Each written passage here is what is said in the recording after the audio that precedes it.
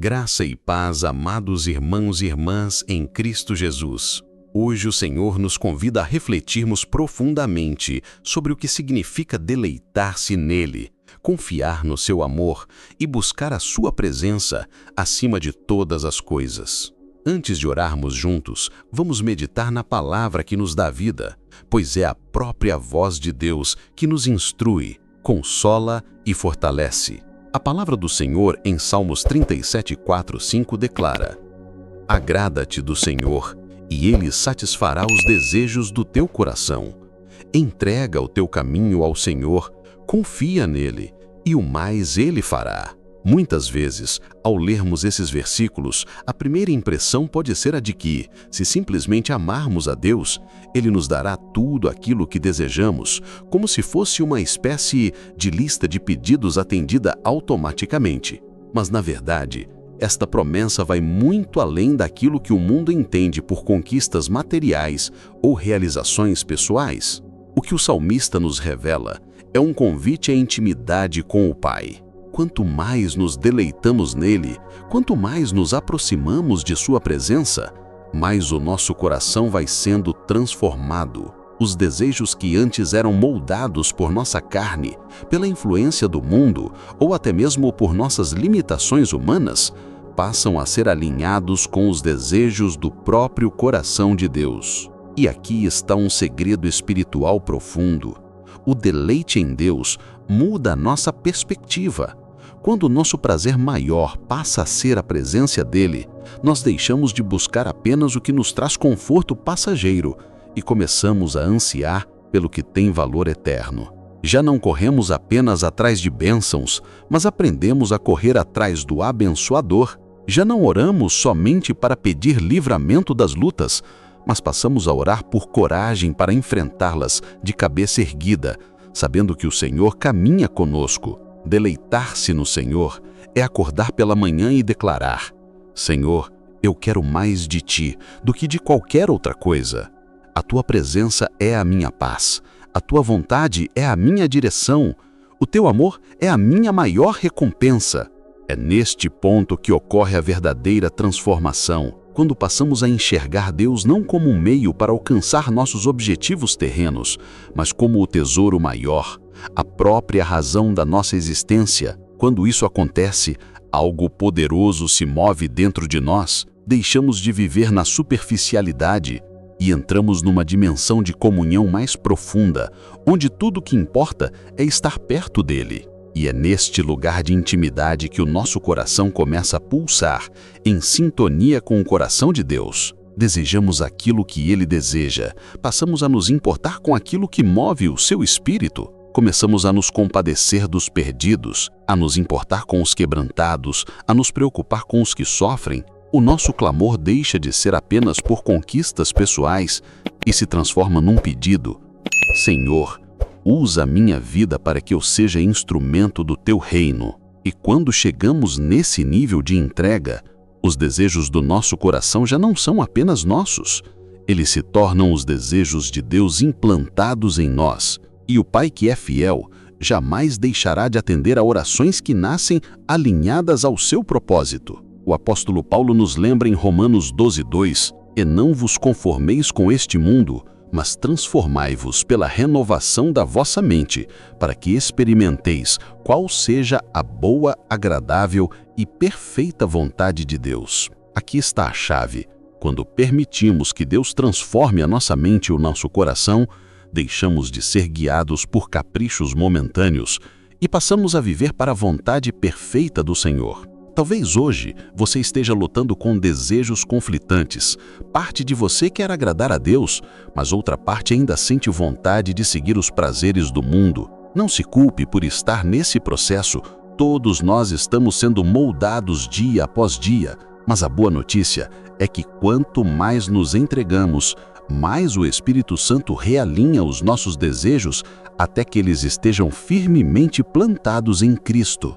O próprio Jesus nos ensinou essa lição quando disse em Mateus 6,33: Buscai, pois, em primeiro lugar o reino de Deus e a sua justiça, e todas estas coisas vos serão acrescentadas. Perceba a ordem. Primeiro buscamos o reino, Primeiro buscamos a presença, primeiro buscamos o Rei.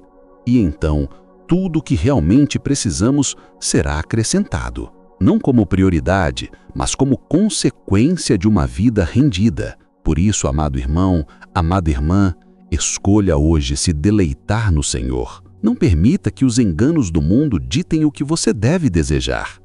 O mundo oferece riquezas, fama, prazeres e ilusões, mas o Senhor oferece algo infinitamente maior: vida eterna, paz que excede todo entendimento e alegria que não pode ser roubada.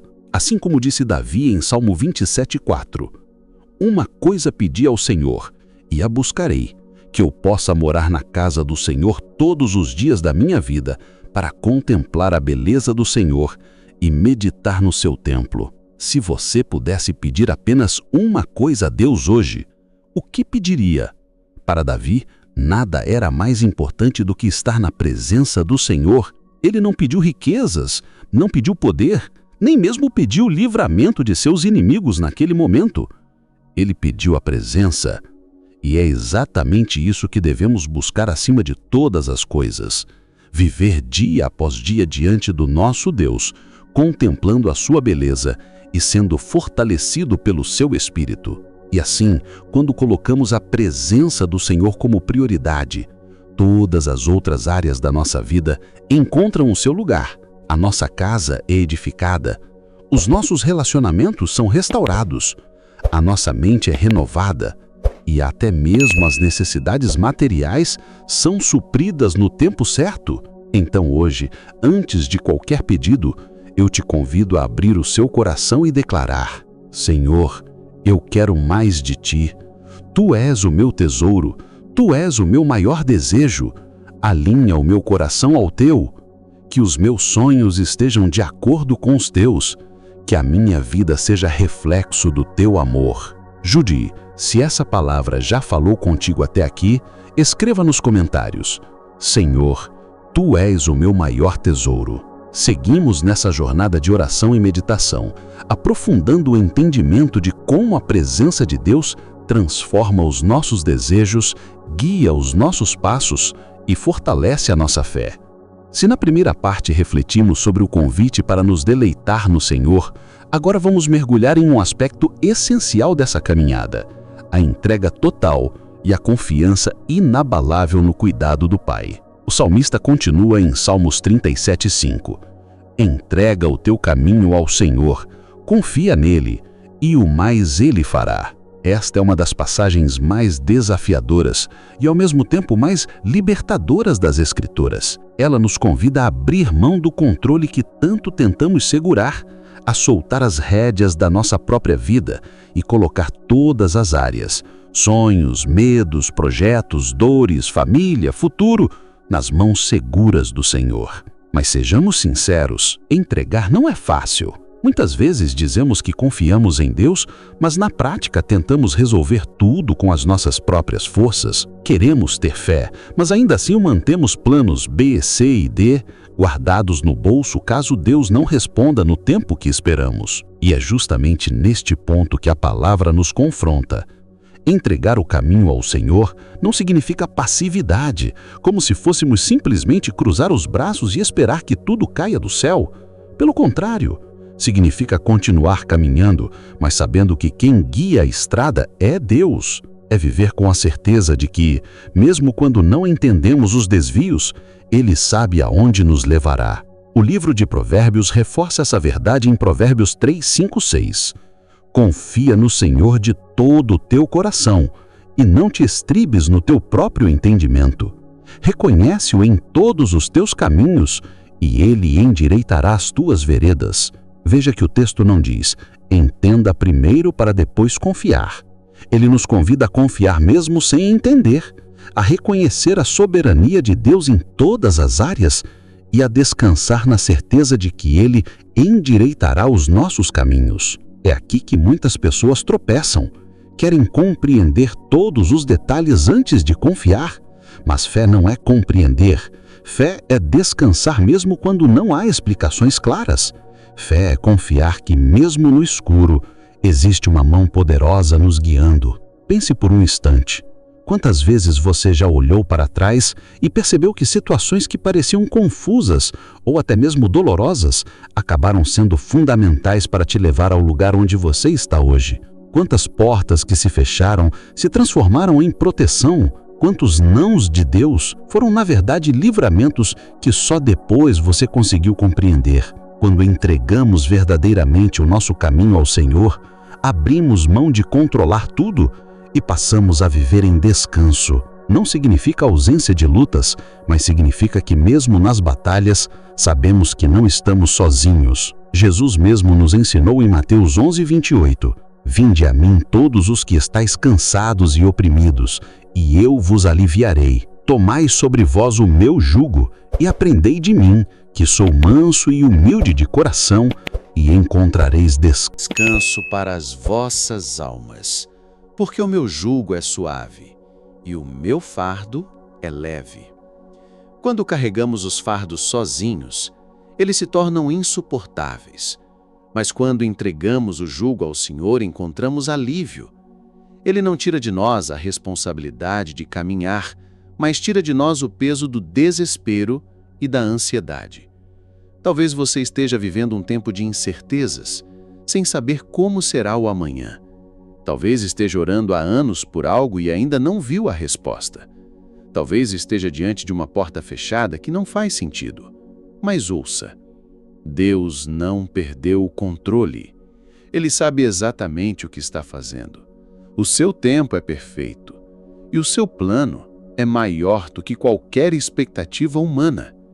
O profeta Isaías declarou em Isaías 55:8-9, Porque os meus pensamentos não são os vossos pensamentos, nem os vossos caminhos os meus caminhos, diz o Senhor. Porque assim como os céus são mais altos do que a terra, assim são os meus caminhos mais altos do que os vossos caminhos, e os meus pensamentos mais altos do que os vossos pensamentos. Confiar é aceitar que, mesmo sem entender, Deus sabe melhor. Confiar é acreditar que o Pai, que nos ama com amor eterno, jamais nos deixará perecer.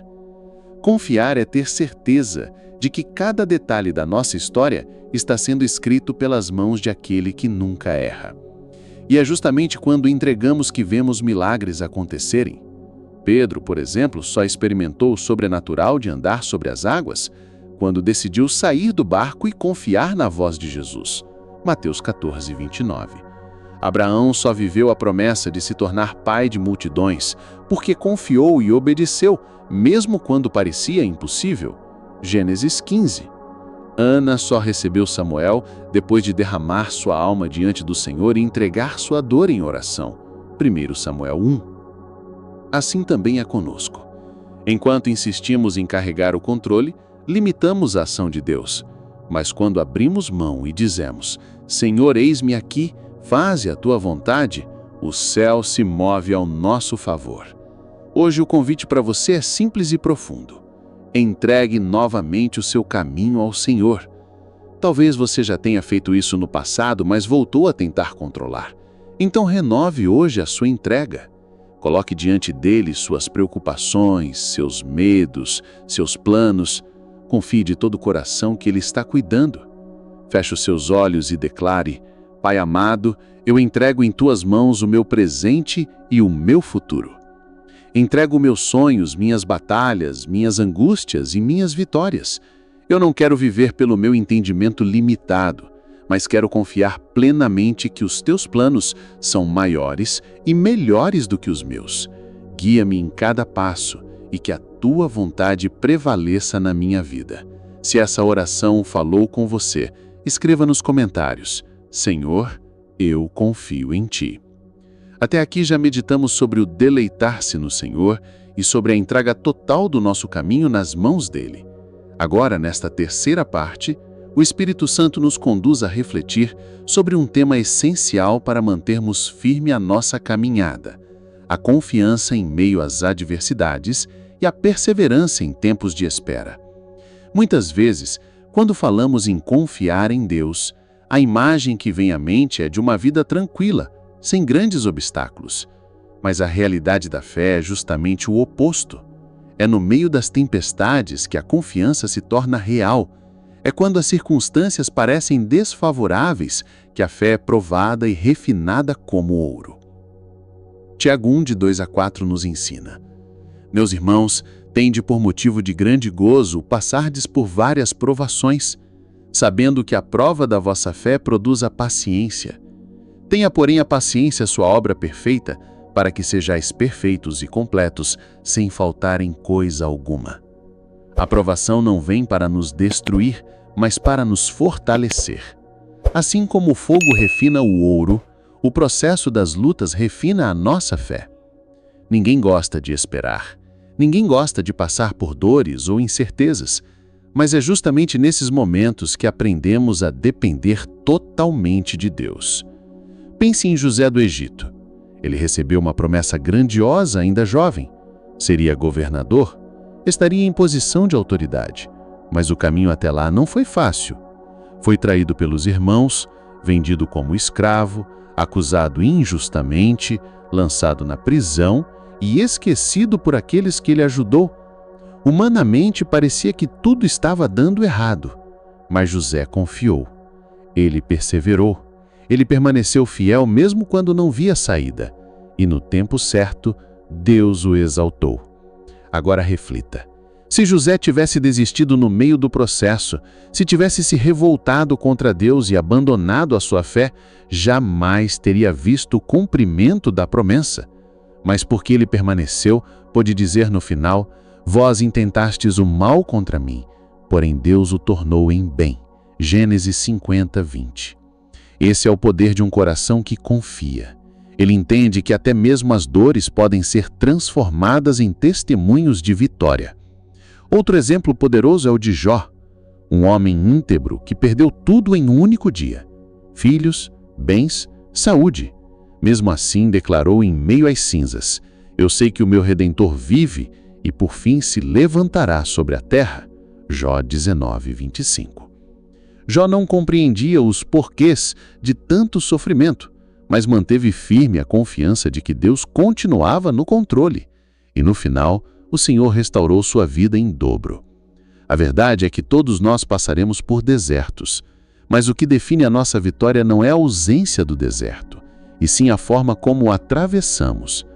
Se murmurarmos, se duvidarmos, se desistirmos, ficaremos paralisados. Mas se confiarmos, se permanecermos, se continuarmos marchando mesmo com tantas lágrimas nos olhos, experimentaremos o sobrenatural de Deus. Em Hebreus 10, 35 a 36 está escrito: Não abandoneis, portanto, a vossa confiança, ela tem grande recompensa. Com efeito, tendes necessidade de perseverança, para que, havendo feito a vontade de Deus, alcanceis a promessa. Perseverança é continuar firme, mesmo quando não vemos resultados imediatos. É regar a semente da fé dia após dia, ainda que o solo pareça seco. É orar sem cessar, mesmo que a resposta pareça demorar. É declarar que Deus é fiel, mesmo que os olhos naturais não enxerguem solução. Querido irmão, querida irmã, talvez você esteja neste exato momento vivendo um tempo de espera. Talvez já tenha orado, jejuado, buscado, e mesmo assim a resposta ainda não chegou. Eu quero te encorajar. Não desista. O silêncio de Deus não significa ausência. O atraso aparente não é negação. Muitas vezes o que o Senhor está fazendo é preparando o cenário perfeito para que, quando a resposta vier, você entenda que foi Ele que agiu, e não você. Lembre-se do que diz Abacuque 2:3. Porque a visão ainda está para se cumprir no tempo determinado. Apressa-se para o fim e não falhará. Se tardar, espera-o, porque certamente virá, não tardará. A promessa de Deus tem hora marcada. Pode parecer demorada aos nossos olhos, mas virá no tempo certo. Agora imagine se um agricultor, depois de plantar uma semente, fosse todos os dias desenterrar a terra para ver se ela já germinou.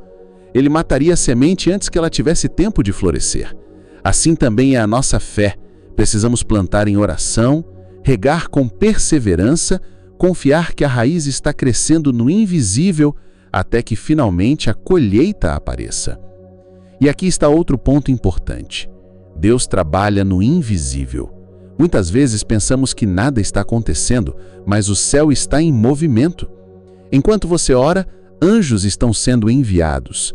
Enquanto você confia, barreiras estão sendo derrubadas. Enquanto você espera, Deus está alinhando pessoas, abrindo caminhos, fechando portas erradas e preparando o cenário. Foi assim com Daniel.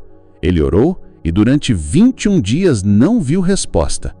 Mas quando o anjo finalmente chegou, disse: desde o primeiro dia em que aplicastes o teu coração a compreender e a humilhar-te perante o teu Deus, foram ouvidas as tuas palavras. Isso significa que Deus já tinha ouvido desde o primeiro dia, mas havia batalhas espirituais acontecendo. O mesmo acontece conosco. Muitas vezes não vemos porque ainda há um processo em andamento no mundo espiritual. Por isso, não desista de orar, não desista de confiar, não desista de esperar. A resposta virá no tempo certo. Hoje, quero declarar sobre a sua vida que o Senhor vai renovar as suas forças, vai te dar paciência para perseverar, vai te dar descanso em meio à espera, vai te ensinar a descansar no colo dele mesmo que os ventos soprem contra você. Declare agora em oração: Senhor, eu sei que tu estás no controle da minha vida. Mesmo quando não vejo, tu estás agindo. Dá-me forças para perseverar, dá-me paciência para esperar. Eu não vou desistir, porque confio que o Senhor é fiel para cumprir tudo o que prometeu. Eu coloco a minha confiança em ti e espero no teu tempo. Até aqui, já percorremos um caminho de fé falando sobre o deleitar-se em Deus, sobre entregar os caminhos ao Senhor e sobre perseverar em meio às lutas. Agora, nesta quarta parte, o Espírito Santo nos convida a olhar para uma dimensão ainda mais profunda da vida cristã, a confiança no cuidado divino que vai além das circunstâncias e nos ensina a descansar na soberania de Deus. Muitas vezes falamos de fé como algo ativo, e realmente é. É crer, orar, lutar, permanecer, mas existe também um aspecto da fé que é descansar. Descansar não significa cruzar os braços, mas significa entregar o controle e aceitar que Deus é soberano sobre todas as coisas. É reconhecer que mesmo quando não entendemos, Ele sabe exatamente o que está fazendo. Em Filipenses 4, 6 e 7, Paulo nos exorta: não estejais inquietos por coisa alguma.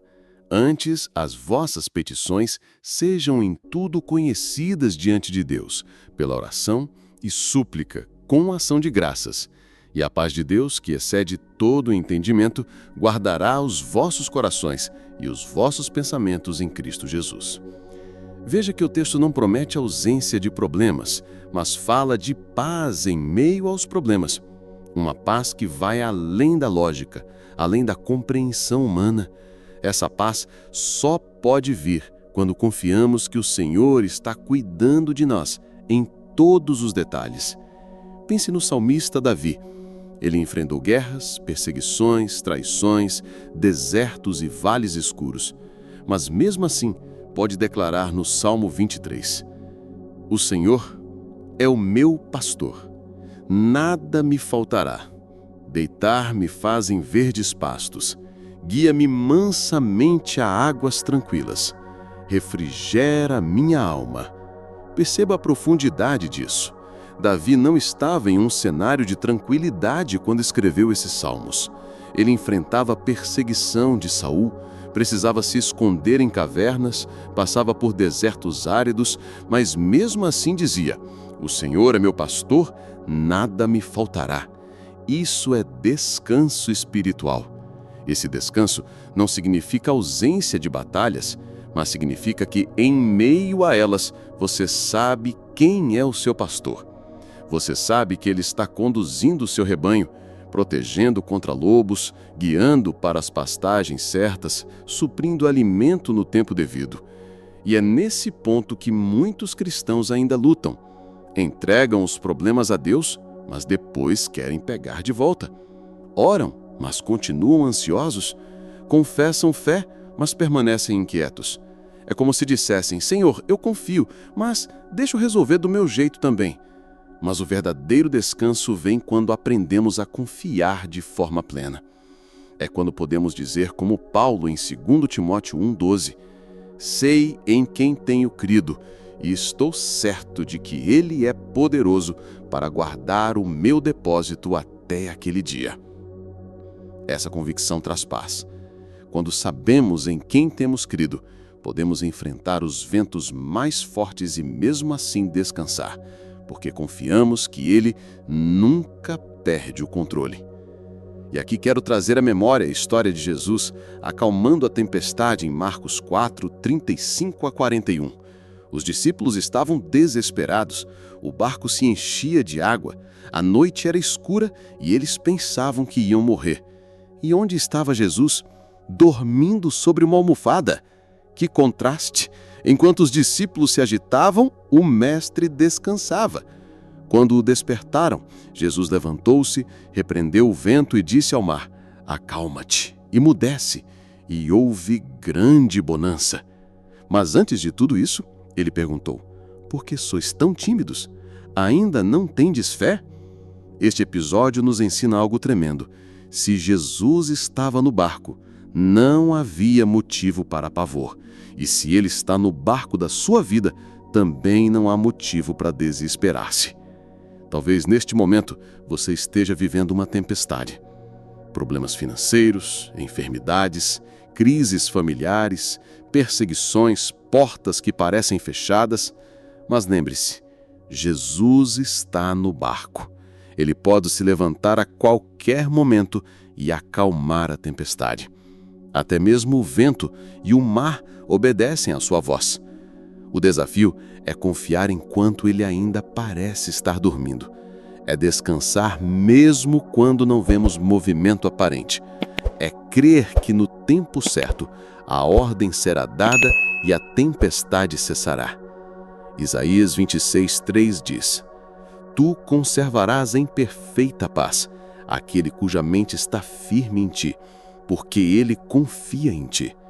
A mente firme em Deus é a chave para experimentar essa paz. E como mantemos a mente firme? Pela palavra, pela oração, pela adoração, pela comunhão constante com o Senhor. Quanto mais alimentamos nossa fé, mais o descanso se torna real em nosso coração. Agora, permita-se refletir. O que tem roubado a sua paz? Talvez seja ansiedade pelo futuro, talvez sejam feridas do passado, talvez sejam preocupações do presente. Coloque tudo isso diante do Senhor agora. Entregue e não retire de volta. Descanse sabendo que Ele está cuidando de cada detalhe. Em 1 Pedro 5,7 está escrito: lançando sobre Ele toda a vossa ansiedade, porque Ele tem cuidado de vós.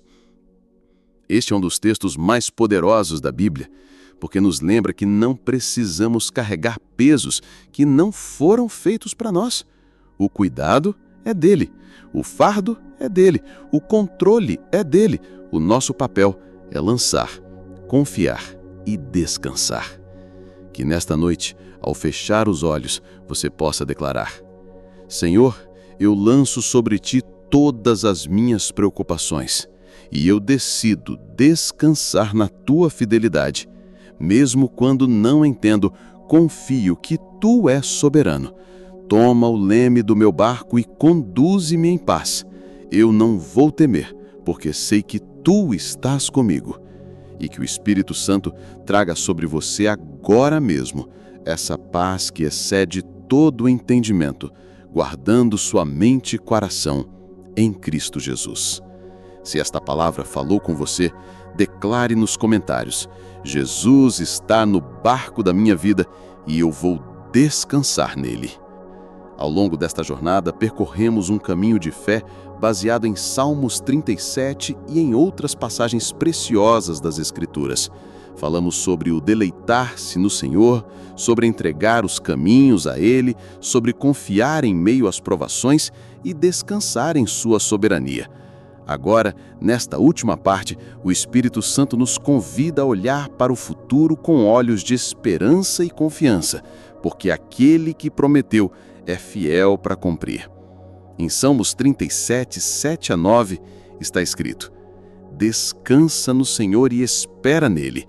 Não te irrites por causa daquele que prospera no seu caminho, por causa do homem que executa astutos intentos. Deixa a ira e abandona o furor. Não te indignes de forma alguma para fazer o mal, porque os malfeitores serão desarraigados, mas aqueles que esperam no Senhor herdarão a terra. Veja que esses versículos nos ensinam algo fundamental. O tempo de Deus é perfeito e a recompensa está reservada para aqueles que esperam nele. A jornada cristã não é apenas sobre suportar o presente, mas também sobre confiar no futuro. Esperar não é apenas passar o tempo. Esperar em Deus é esperar com fé ativa, com esperança renovada, com olhos fixos na eternidade. É como um agricultor que planta uma semente e não fica ansioso a cada dia para ver se ela já brotou, mas confia que no tempo certo a colheita virá. Assim também é a vida cristã. Quando semeamos em oração, em obediência, em santidade, em perseverança, no tempo devido, colheremos os frutos da promessa. Gálatas 6:9 reforça essa verdade. E não nos cansemos de fazer o bem, porque a seu tempo ceifaremos, se não houvermos desfalecido. Veja que não é se der certo ou talvez, é certeza, ceifaremos. Mas existe uma condição: se não desfalecermos. O inimigo sabe disso e por isso tenta enfraquecer nossa fé, roubar nossa esperança, nos fazer desistir antes da colheita. Quantos já estavam prestes a receber uma resposta, mas desistiram um dia antes? Quantos abandonaram a caminhada porque olharam para as dificuldades e esqueceram que o Deus que prometeu é fiel? Mas hoje o Senhor te chama a renovar a esperança. Não desista, não retroceda, não se entregue ao desânimo. O Pai está preparando algo muito maior do que você pode imaginar. Em Efésios 3:20 está escrito: Ora, aquele que é poderoso para fazer infinitamente mais do que tudo quanto pedimos ou pensamos, conforme o seu poder que opera em nós, infinitamente mais. Essa expressão é tão poderosa. Isso significa que mesmo os seus maiores sonhos ainda são pequenos diante do que Deus pode realizar. Significa que mesmo as orações mais ousadas ainda não alcançam a plenitude daquilo que o Senhor tem reservado para você. Por isso, espere nele. Espere com fé. Espere com paciência. Espere com alegria no coração. E enquanto esperamos, temos uma promessa firme. A vitória final é certa. Romanos 8:37 declara: Mas em todas estas coisas somos mais do que vencedores por meio daquele que nos amou. Mais do que vencedores. Isso não significa ausência de lutas, mas significa que mesmo em meio às lutas, já temos a vitória assegurada em Cristo Jesus. Talvez você esteja lutando contra enfermidades, talvez contra crises financeiras, talvez contra injustiças, talvez contra batalhas internas de ansiedade, medo ou solidão. Mas saiba, a vitória não depende da sua força, depende da obra consumada na cruz. Jesus já venceu por nós. Na cruz, ele derrotou o pecado, a morte e o inferno. Ele declarou: está consumado. Isso significa que a sua vitória já foi decretada no céu. Por isso, não se entregue ao desânimo. Levante-se hoje em fé e declare: eu sou mais do que vencedor em Cristo Jesus. E lembre-se, essa vitória não é apenas terrena. Existe uma promessa ainda maior, a vitória eterna. Um dia, todo sofrimento terá fim, toda lágrima será enxugada, toda dor desaparecerá. Apocalipse 21:4 nos dá essa esperança gloriosa. E Deus limpará de seus olhos toda lágrima, e não haverá mais morte, nem pranto, nem clamor, nem dor, porque já as primeiras coisas são passadas. Essa é a esperança que nos sustenta. O céu não é uma ilusão, é uma realidade. O Pai já preparou um lugar para nós. Jesus mesmo disse em João 14, 2, 3: Na casa de meu Pai há muitas moradas. Se não fosse assim, eu vou-lo teria dito: vou preparar-vos lugar. E quando eu for e vos preparar lugar, virei outra vez e vos levarei para mim mesmo, para que onde eu estiver, estejais vós também. O que pode ser maior do que essa promessa? Um dia estaremos para sempre com o Senhor, em perfeita comunhão, sem dores, sem medos, sem limitações. Mas até lá, precisamos permanecer firmes, precisamos lutar o bom combate da fé, guardar a palavra, perseverar na esperança. Hebreus 10, 23 nos encoraja. Retenhamos firmes a confissão da nossa esperança, porque fiel é o que prometeu. Fiel é o que prometeu. Essa deve ser a nossa âncora. Não importa o que o mundo diga, não importa as circunstâncias, não importa o tamanho da luta. O que importa é que Deus é fiel. Hoje, eu quero liberar uma palavra profética sobre a sua vida. Você não vai retroceder. Você não vai ser envergonhado. Você não vai cair nas mãos do inimigo. Você vai permanecer firme até o fim, porque o Senhor é contigo. Ele te sustentará com a sua destra fiel. Ele abrirá portas que ninguém pode fechar. Ele mudará decretos e escreverá uma nova história para você e a sua casa. Declare com fé: Senhor, eu confio em Ti. Eu espero em Ti. Eu descanso em Ti. Eu persevero em Ti, porque sei que a vitória já é minha em Cristo Jesus. Aleluia! E que essa palavra se cumpra na sua vida em nome de Jesus.